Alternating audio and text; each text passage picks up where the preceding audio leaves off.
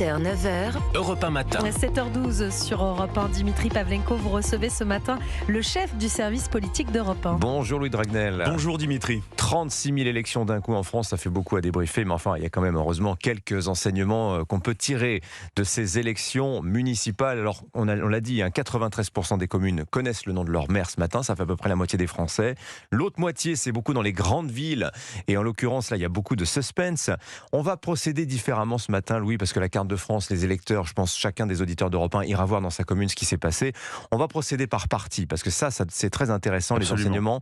Commençons par les Républicains, par LR, qui ne s'effondrent pas, et c'est une information importante ça, Louis, ce matin. Absolument, parce que si vous mettez de côté Paris, Lyon, Marseille, ou pour le coup, pour les Républicains, c'est un peu compliqué dans ces grandes métropoles, eh bien vous regardez le reste, le tissu local des Républicains se maintient. Les Républicains conservent plus de la moitié des communes de plus de 9000 habitants. C'est très important pour les Républicains puisque ce sont aussi ces élus, ces maires, ces conseillers municipaux qui constituent autant de grands électeurs, notamment pour les élections sénatoriales. Donc il y a fort à parier, et ça c'est peut-être pas le sujet direct lié aux élections municipales, mais les Républicains vont probablement conserver le Sénat, et ça c'est très important pour les Républicains. Il y a un renouvellement au tiers du Sénat au mois de septembre. Absolument, voilà, absolument. Ça c'est important.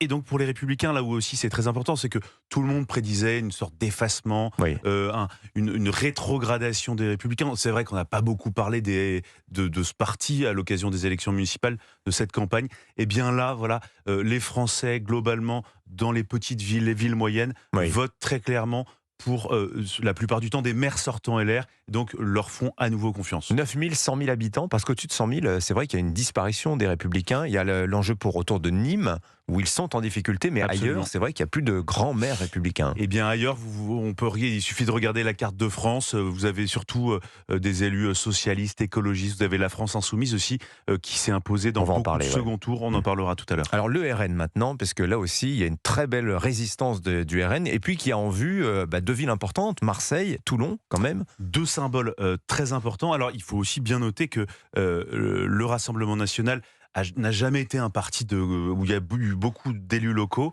Le Rassemblement national avait réussi une première implantation une implantation assez symbolique en 2020. Et puis là, on voit quand même une forme de succès. Perpignan avec Louis Alliot qui est élu dès le premier tour. Hénin-Beaumont, Fréjus, Beaucaire, Cagnes-sur-Mer. Exactement. Réélection dès le premier tour pour tous ces maires. Donc c'est une consolidation de l'électorat RN dans des villes dans lesquelles le parti à la flamme était déjà présent. Mais ce qui est vrai, c'est qu'on ne peut pas non plus parler d'une expansion du Rassemblement national. Le RN s'impose aussi dans un certain nombre de second tours dans cette élection. Donc va faire parler de lui là, dans la campagne d'entre-deux tours qui commence aujourd'hui et qui va en réalité durer assez peu de temps, puisque les listes doivent être déposées en préfecture avant demain soir, 18h. Donc voilà, pas vraiment de surprise pour le RN, et vous avez raison, on regardera très attentivement ce qui va se passer à Toulon et Marseille. Au premier tour, le RN a réussi à faire un très bon score. Laure dans les deux à villes. Toulon, Franck Alizio à Marseille. Exactement, Laure Lavalette est arrivée première d'ailleurs à Toulon.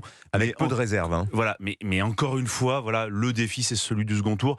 Et ce qui est vrai, c'est que là aujourd'hui, si vous regardez sur le papier, alors je sais que la politique c'est pas que de l'arithmétique, mais sur le papier, ça va quand même être assez compliqué dans ces deux villes. Bon, et la France insoumise. Alors là, franchement, percée aussi spectaculaire qu'inattendue des insoumis. On peut citer l'exemple de Roubaix, ville qui était tenue par la droite, et on a David Guiraud ce matin qui est très très loin en tête au premier tour. Et puis vous pouvez citer aussi la ville de Saint-Denis.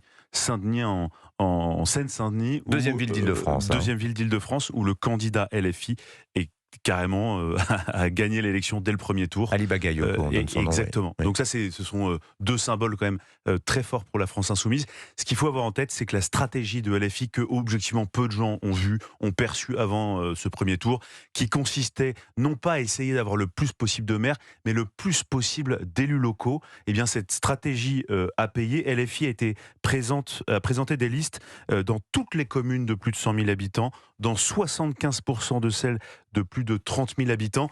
Et aujourd'hui, on peut le dire, dans beaucoup de villes, LFI est devenu le faiseur non pas de roi, mais le faiseur de maire. Oui. Et donc ça, c'était pas non plus prévu et c'était pas souhaité par le Parti socialiste et les écologistes. Souvenez-vous, c'était avant-hier, juste avant le premier tour, il y avait des espèces de promesses un peu d'ivrogne qui consistaient à dire ben non, la main sur le cœur, jamais, au grand jamais, nous ne ferons d'accord d'alliance avec la France insoumise dans la perspective du second tour. Oui, pour gagner les socialistes. Voilà, n'auront pas le choix. PS, encore une fois, est contraint de donner son avis, de dire voilà, est-ce que vous allez bénéficier du soutien de LFI, est-ce que vous allez dealer avec eux. Dans certaines villes, on pense à Marseille par exemple, Benoît Payan a fermé la porte à une possibilité d'alliance, mais vous verrez dans des villes comme Nantes, à Lille, eh bien ça va être beaucoup plus compliqué et le PS a d'ores et déjà annoncé des accords techniques. Alors ça s'appelle des accords tout court.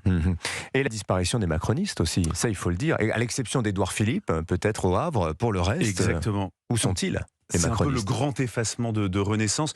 C'était un échec un peu anticipé par le parti présidentiel qui n'a jamais été et qui n'a jamais ambitionné d'ailleurs d'être un parti local. Renaissance avait présenté seulement 24 têtes de liste dans des communes de plus de 30 000 habitants. C'est 5 fois moins qu'il y a 6 ans. Donc il n'y avait pas d'ambition de conquête de la part du parti présidentiel.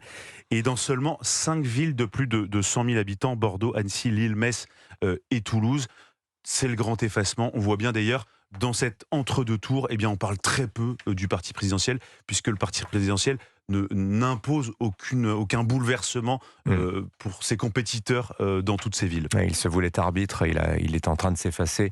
Merci Ils beaucoup. sont devenus juges de touche. Ouais, juste bien vu. Louis Dragnel, le chef du service politique Merci. d'Europe 1. Vous revenez nous voir tout à l'heure à 8h. On va poursuivre le Merci. décryptage de ces municipales. Louis Dragnel, le chef du service politique d'Europe 1, était avec nous. Merci beaucoup, Louis.